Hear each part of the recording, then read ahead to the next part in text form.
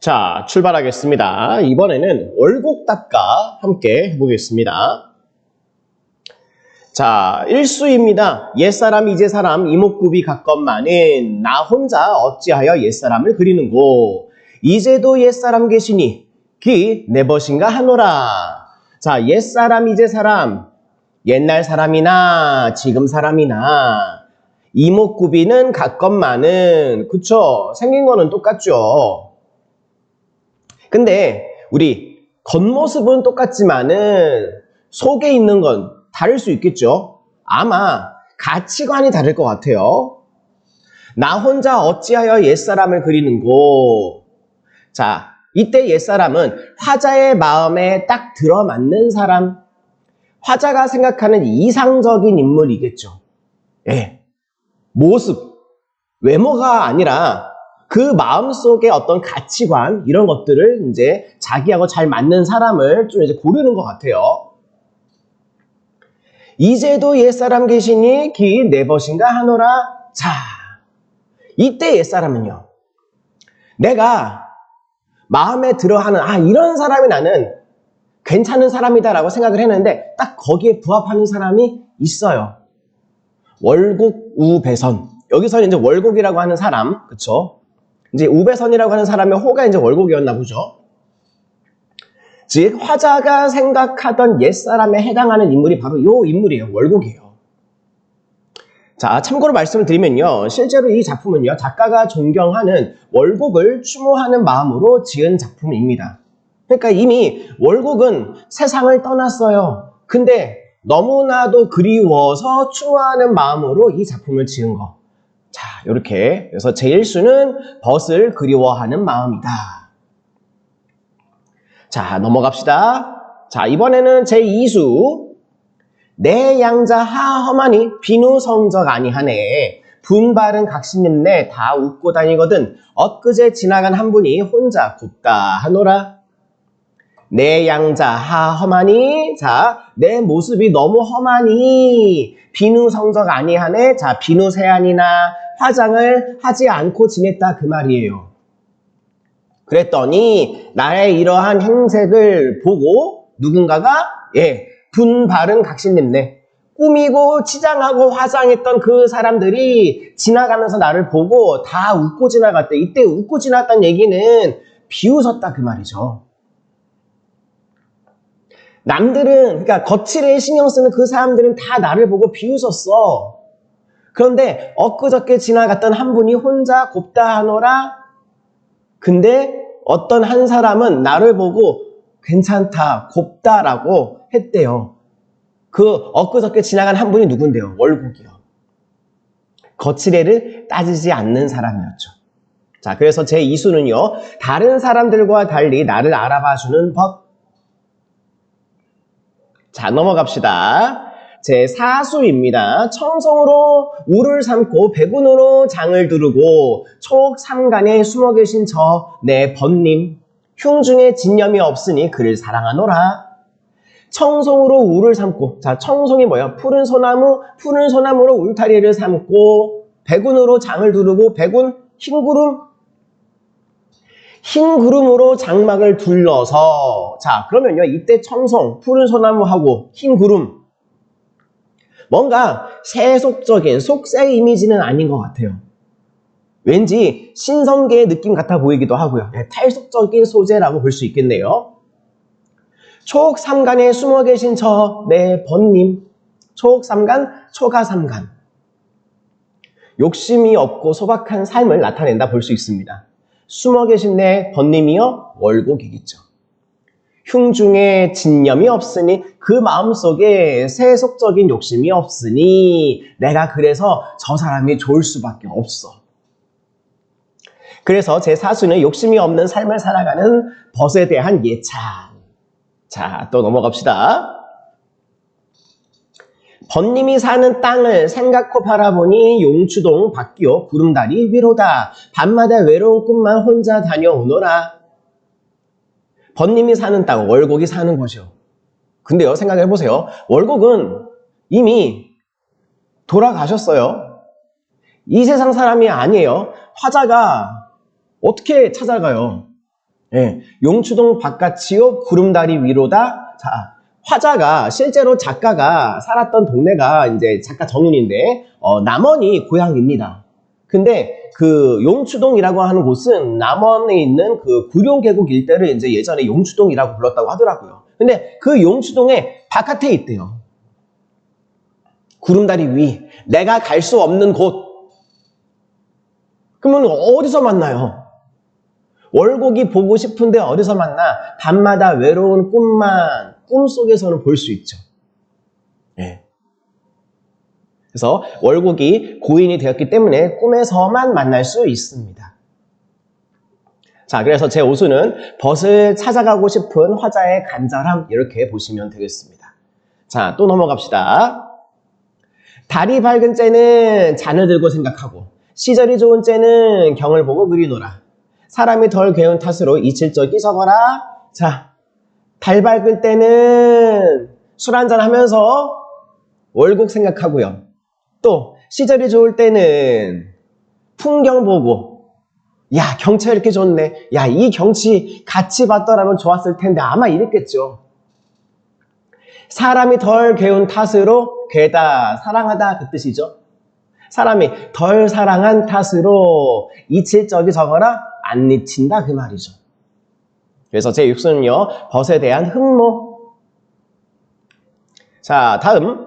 매는 첩첩하고 구름은 잦았으니 고인의 집 땅이 달아도 볼성 없다. 마음만 길 알아두고 오락가락 하노라.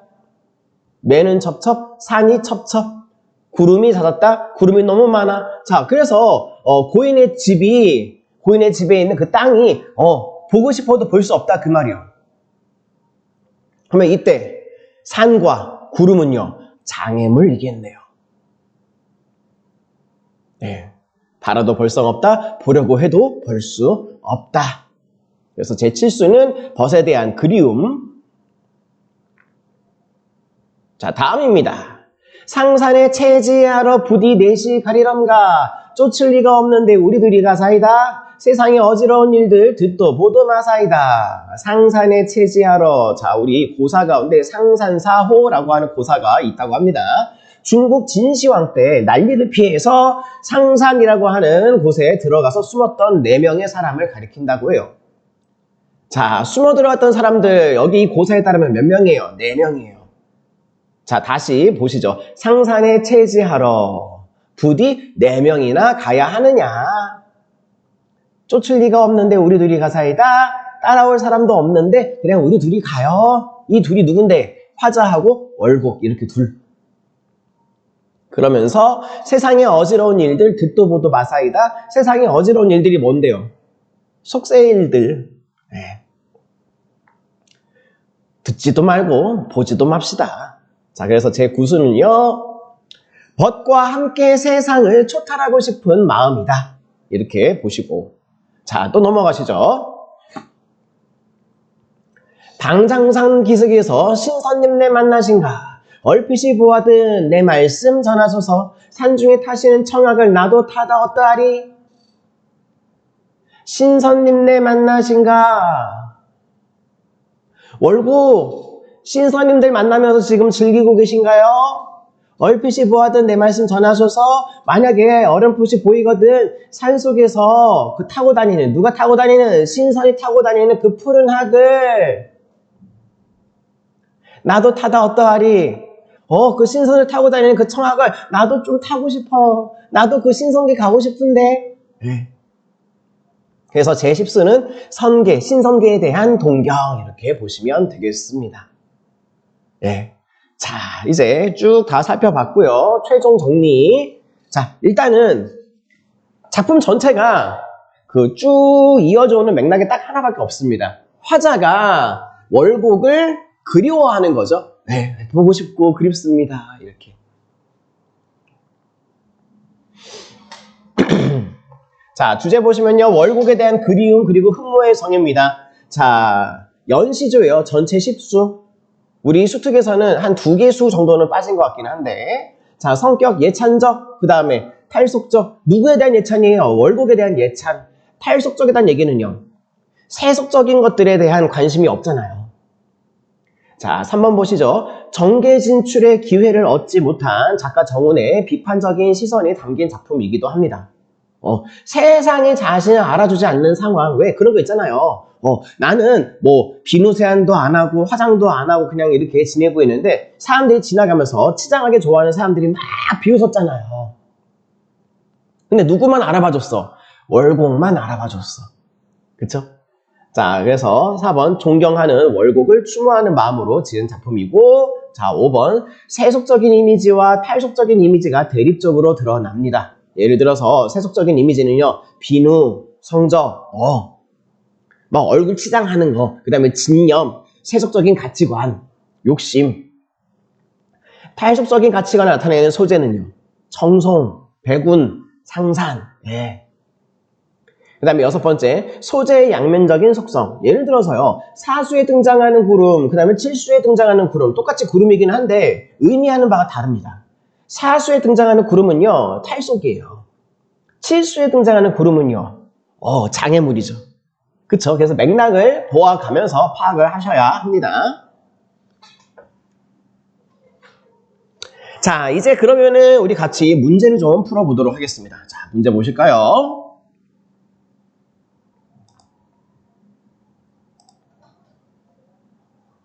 자, 1번 문제 보시면요. 윗글의 표현상의 특징에 대한 설명으로 가장 적절한 것은, 자, 올바른 거 고르기입니다. 자, 보기 1번 제1수에서는 자연현상과 인간의 삶이 대조적인 시야를 통해서 드러나 있다. 자, 1수 내용이 뭐였었죠? 자, 옛사람, 이제 사람, 옛날 사람, 요즘 사람, 생긴 건 똑같은데 생각하는 게 다르죠?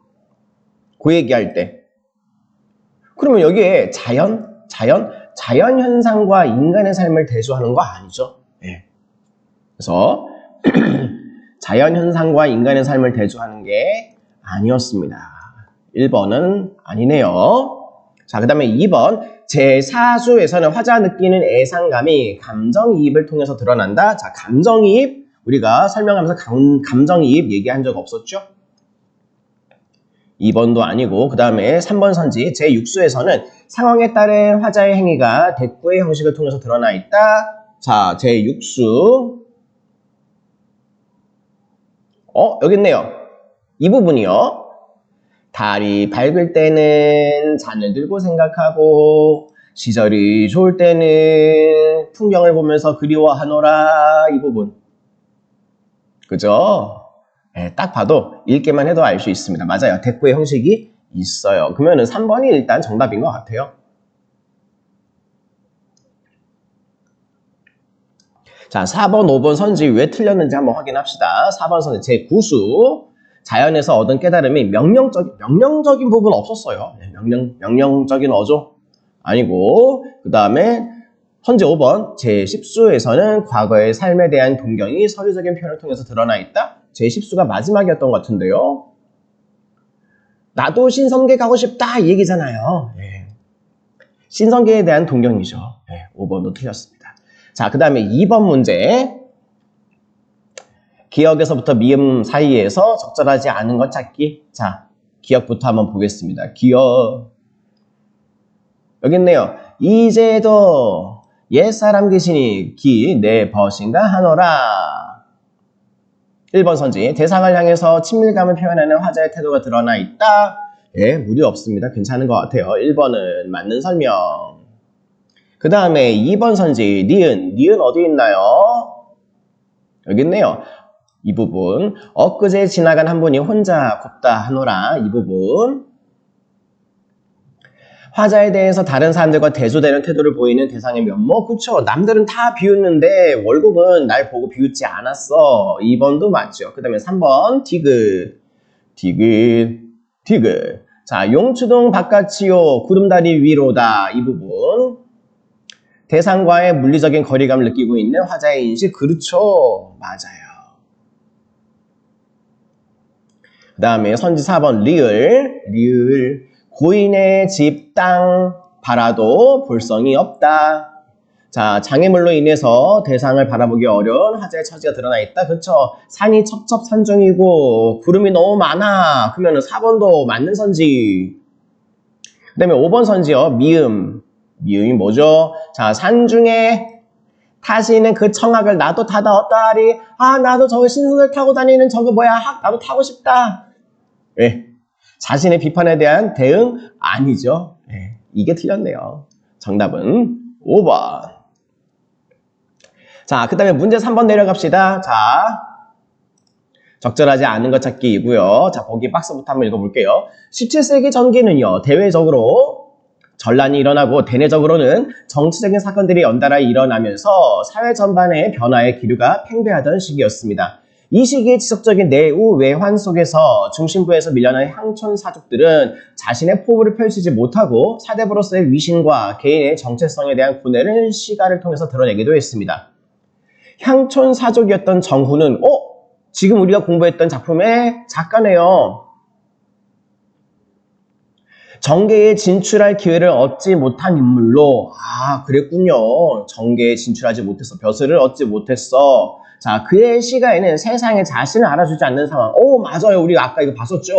세상이 자신을 알아주지 않는 상황에 대한 인식과 현실에 대한 비판적인 인식이 드러나 있습니다. 월곡답가는 작가가 존경하는 인물이 죽은 이후에 그를 추모하는 마음을 담아 쓴 작품으로 작가는 대상을 향해서 지속적인 애정을 표현하며 대상을 닮고자 하는 의지를 드러냅니다. 이때 대상은 속세의 초연한 모습으로 나타나는데 이러한 대상에 대한 지향은 작가가 자신의 처지에 합당한 현실 대응 태도를 드러내는 것으로 볼 수 있다.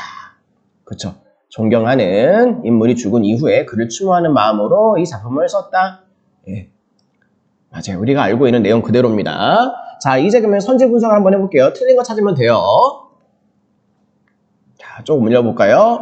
자, 보기 1번이요. 내 양자 험하다고 하면서 분발은 각신님네 다 웃고 다닌다는 것을 통해서 자신을 알아봐주지 않는 현실에 대해서 인식하는 작가의 모습. 그렇죠. 그래서 속상하잖아요. 야, 거칠해하는 거 좋아하는 것들 이러면서. 1번은 맞는 설명. 그 다음에 2번 선지.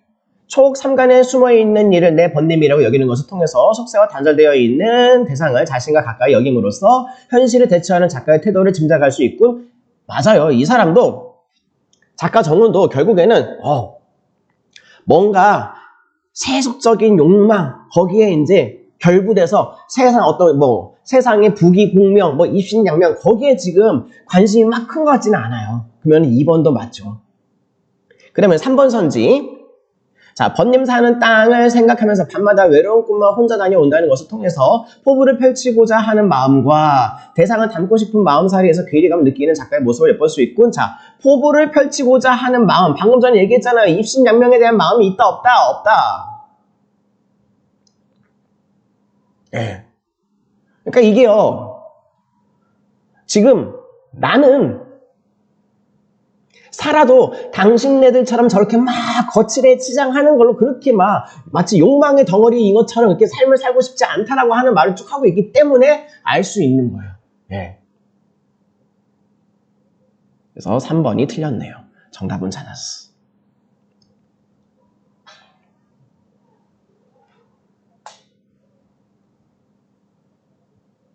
이거를 오해하시면 안 되는 게 이 부분. 세상이 자신을 알아주지 않는 상황이라고 해서 나도 성공하고 싶은데 그게 아니에요.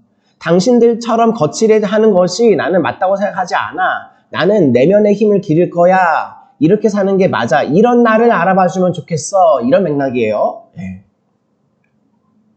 자, 4번 선지입니다. 시절이 좋은 때는 경을 보고 그리워하며 사람이 덜 개운 탓으로 잊힐 적이 적다는 것을 통해서 대상을 향해서 지속적인 애정을 드러내는 작가의 모습을 엿볼 수 있다? 그렇죠. 네. 계속 월곡을 그리워하고 있죠. 4번도 맞는 선지. 그 다음에 5번 선지. 상산에 체지하러 가자고 하면서 세상의 어지러운 일들 듣도 보도 말자는 것을 통해서 현실을 비판적으로 바라보면서 세상과 거리를 두고자 하는 작가의 태도를 짐작할 수 있다? 네, 맞아요. 자, 이렇게 해서 문제 다 풀었고요. 이 정도에서 마무리하시면 되겠습니다. 수고하셨습니다.